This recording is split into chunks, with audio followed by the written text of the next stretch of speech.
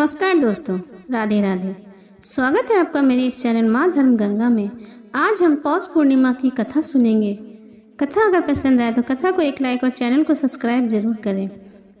द्वापर युग में एक बार यशोदा मैया ने श्री कृष्ण से कहा कि तुम तो पूरे संसार के पालन करता हो, आज तुम मुझे कोई ऐसा व्रत बताओ जिसे करने से किसी भी स्त्री को विधवा होने का भय न रहे तथा इससे मनुष्य की भी सभी मनोकामनाएं पूर्ण हो जाए। श्री कृष्ण बोलते हैं कि माता, आपने वही बहुत ही सुंदर प्रश्न पूछा है। मैं आपको इसके बारे में विस्तार पूर्वक बताता हूँ। सौभाग्य प्राप्ति के लिए महिलाओं को 32 पूर्णमासियों के व्रत करना चाहिए। इससे उनकी सभी मनोकामनाएं पूर्ण होती हैं और उन्हें सौभाग्यवती होने का आशीष मिलता है। मैं आपको अब इससे जुड़ी एक कथा सुनाता हूँ। इस भूमंडल पर एक अत्यंत प्रसिद्ध राजा चंद्रहास पालीन अनेक प्रकार के रत्नों से परिपूर्ण कातिका नाम की एक नगरी थी। वहां पर धनेश्वर नाम का एक ब्राह्मण रहता था और उसकी स्त्री अति सुशील रूपवती, दोनों ही उस नगरी में बड़े प्रेम के साथ रहते। धन में धन ध्यान आदि की कमी नहीं थी, लेकिन उनको एक बड़ा दुख था कि उनकी कोई संतान नहीं है। इस कष्ट से वो अत्यंत दुखी रहते थे। एक दिन एक बड़ा तपस्वी योगी उस नगर में आया। वह योगी उस ब्राह्मण के घर को छोड़कर अन्य सभी घरों से भिक्षा लेकर भोजन किया करता था, लेकिन रूपवती से वह भिक्षा नहीं लिया करता था। एक समय वह किसी अन्य घर से भिक्षा लेकर गंगा किनारे जाकर भिक्षा को प्रेम पूर्वक खा रहा था। तभी धनेश्वर ने योगी को देखा और अपने भिक्षा के अनादर से दुखी होकर योगी से बोला, महात्म, आप सभी घरों से भिक्षा लेते हैं परंतु मेरे घर की भिक्षा कभी नहीं लेते, इसका क्या कारण है? योगी ने कहा, निसंतान के घर से भीख पितरों के अन्न के तुल्य होती है। जो कि पतितों का अन्न खाता है वो पतित हो जाता है। चूंकि तुम निसंतान हो, अंत पतित हो जाए ये भय से मैं तुम्हारे घर की भिक्षा नहीं लेता हूँ। धनेश्वर की यह बात सुनकर अपने मन को दुखी हुआ और वह हाथ जोड़कर योगी के पैरों पर गिर पड़ा तथा अर्थ भाव से कहने लगा, हे महाराज, यदि आप ऐसा है तो आप मुझे पुत्र प्राप्ति का उपाय बताइए। आप सर्वज्ञ हैं, मुझ पर अवश्य ही कृपा कीजिए। धन की मेरे घर में कोई कमी नहीं, परंतु मैं पुत्र न होने के कारण अत्यंत दुखी हूँ। आप मेरे इस दुख को दूर करें। यह सुनकर योगी कहने लगे, हे ब्राह्मण, तुम चंडी देवी की आराधना करो। घर जा आकर उसने अपनी स्त्री को सब वृत्तांत कहा और स्वयं तप के नियम वन में चला गया। वन में जाकर उसने चंडी देवी की उपासना की और उपवास किया। चंडी देवी ने 16वें दिन उसको स्वप्न में दर्शन दिया। कहा, हे धनेश्वर, तुझे पुत्र होगा, परंतु वह 16 वर्ष की आयु में ही मृत्यु को प्राप्त हो जाएगा। यदि तुम दोनों पति पत्नी 32 पूर्णमासियों का व्रत विधि पूर्वक करोगे तो वह दीर्घायु होगा। जितनी तुम्हारी समर्थ हो उतने आटे के दिए बनाकर शिव जी का पूजा करना और पूर्णमासी का व्रत रखना। प्रातः काल होने पर इस स्थान के समीप ही तुम्हें एक आम का वृक्ष दिखाई देगा।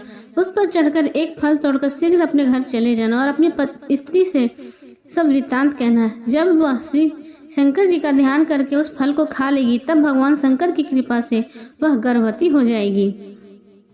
जब वह ब्राह्मण प्रातः काल उठा तो उसने उस स्थान पर ही एक आम का वृक्ष देखा जिस पर एक आम का फल लगा हुआ था। उस ब्राह्मण ने उस आम के वृक्ष पर चढ़कर उस फल को तोड़ने का प्रयत्न किया, किंतु कई बार प्रयत्न करने पर भी वह वृक्ष पर न चढ़ सका। तब उस ब्राह्मण को बहुत चिंता हुई और वह विघ्न विनाशक श्री गणेश जी की वंदना करने लगा। बोला, हे दयानिधे, अपने भक्तों की विघ्न का नाश करके उनके मंगल कार्य को करने वाले, दुष्टों का नाश करने वाले, रिद्धि सिद्धि को देने वाले, आप मुझ पर कृपा करके इतना बतला दे कि मैं अपने मनोरथ को कैसे पूर्ण कर सकूं।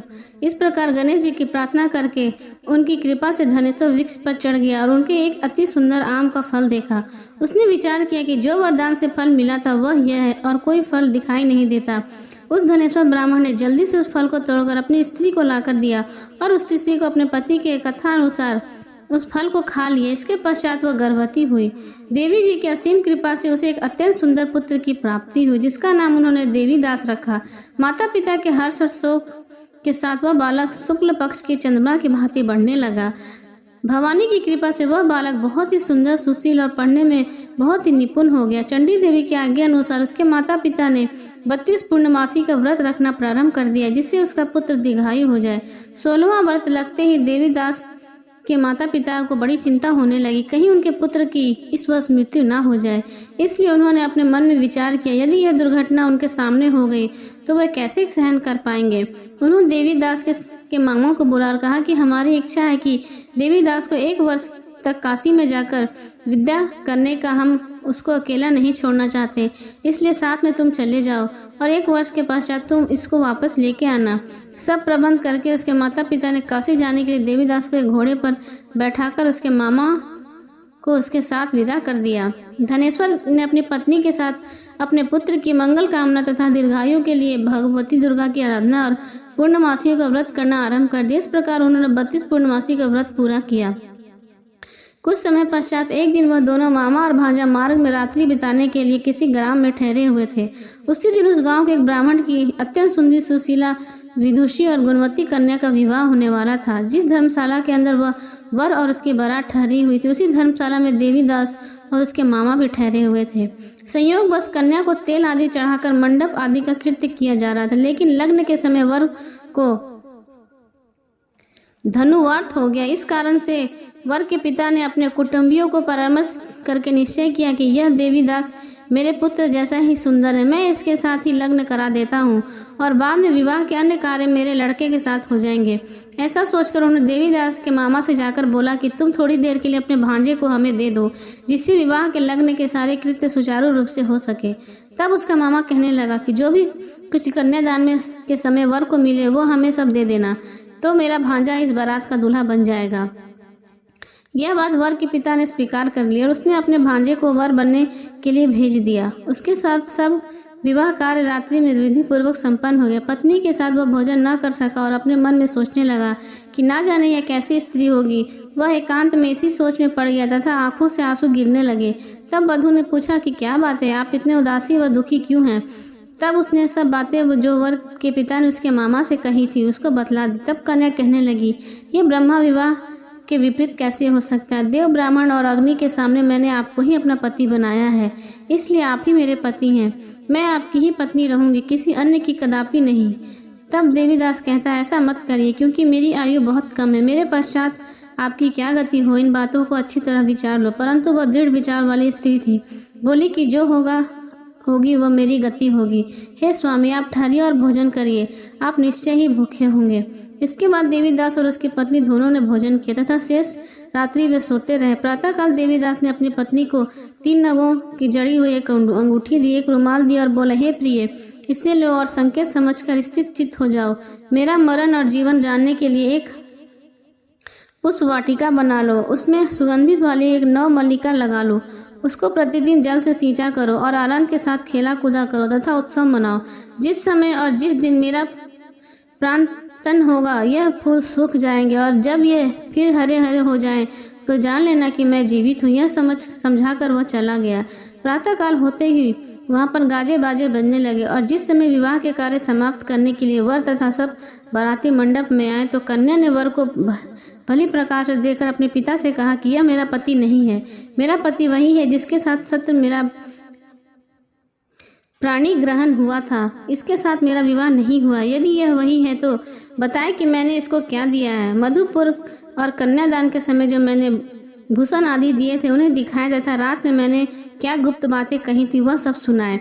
पिता के कथनानुसार वर को बुलाया गया। कन्या की यह सब बातें सुनकर वर कहने लगा कि मैं कुछ नहीं जानता। इसके पश्चात लज्जित होकर वह वहाँ से चला गया और सारे बाराती भी अपमानित होकर वहाँ से लौट गए। भगवान श्री कृष्ण बोले, हे माता, इस प्रकार देवीदास काशी विद्या के लिए चला गया। जब कुछ समय बीता तो काल के प्रेरित होकर एक सर्प रात्रि के समय उसको डसने के लिए वहां पर आया। उस विस्तर के प्रभाव से उसके शयन का स्थान चारों ओर से विषैला हो गया, परंतु व्रत के प्रभाव से उसको काट न पाया, क्योंकि पहले उसकी माता ने 32 पूर्णिमा का व्रत कर रखा था। इसके बाद मध्य के समय स्वयं काल वहां पर आया और उसके शरीर से उसके प्राणों को निकालने का प्रयत्न करने लगा, जिससे वह मूर्छित होकर पृथ्वी पर गिर पड़ा। भगवान की कृपा से उसी समय पार्वती जी के साथ भगवान शंकर वहां पर आ गए। उसको मूर्छित दशा में देखकर पार्वती जी ने भगवान शंकर से प्रार्थना की कि हे प्रभु, इस बालक की माता ने पहले 32 पूर्णिमा का व्रत किया है, जिसके प्रभाव से हे भगवान आप इसको प्राण दान दे। भवानी के कहने पर भक्त वत्सल भगवान शिव ने उनको प्राण दान दिया है। इस व्रत के प्रभाव से काल को भी पीछे हटना पड़ा और देवीदास स्वस्थ होकर बैठ गया। उधर स्त्री उसके काल की प्रतीक्षा किया करती। जब उसने देखा कि उस पुष्प वाटिका में पत्र पुष्प कुछ भी नहीं रहे तो उसको अत्यंत आश्चर्य हुआ, और जब वह वैसी ही हरी भरी हो गई तो वह जान गई कि वह जीवित हो गए हैं। यह देखकर वह बहुत प्रसन्न मन से अपने पिता से कहने लगी, पिताजी, मेरे पति जीवित हैं, आप उनको ढूंढना शुरू करें। जब 16वां वर्ष बीत गया तो देवीदास ने अपने मामा के साथ काशी से चल दिए। इधर उसके ससुर उसे ढूंढने के लिए अपने घर से जाने वाले ही थे कि दोनों मामा भांजा वहां पर आ गए। देवीदास को आता देखकर उसका ससुर बड़ी ही प्रसन्नता के साथ उसे अपने घर ले आया। उस समय नगर के निवासी भी वहां इकट्ठा हो गए। सबने निश्चय किया कि अवश्य इस बालक के साथ इस कन्या का विवाह हुआ था। उस बालक को जब कन्या ने देखा तो पहचान लिया और कहा कि यही तो है वह जो संकेत करके गया था। तब उपरांत सभी कहने लगे, भला हुआ जो आ गया, और सब नगरवासियों ने आनंद मनाया। श्री कृष्ण जी कहने लगे, इस प्रकार धनेश्वर 32 पूर्णिमा के व्रत के प्रभाव से पुत्रवान हो गया। जो भी स्त्री इस व्रत को करती है वह जन्म जन्मांतर के लिए वैध व दुख नहीं भोगती और सदैव सौभाग्यवती रहती है। यह मेरा वचन है, इसमें कोई संदेह नहीं। यह व्रत पुत्र पौत्रों को देने वाला तथा संपूर्ण मनोकामनाओं को पूरा करने वाला है। 32 पूर्णिमाओं के व्रत करने से व्रती की सब इच्छाएं भगवान शिव जी पूर्ण करते हैं। बोलो भोले शंकर की जय।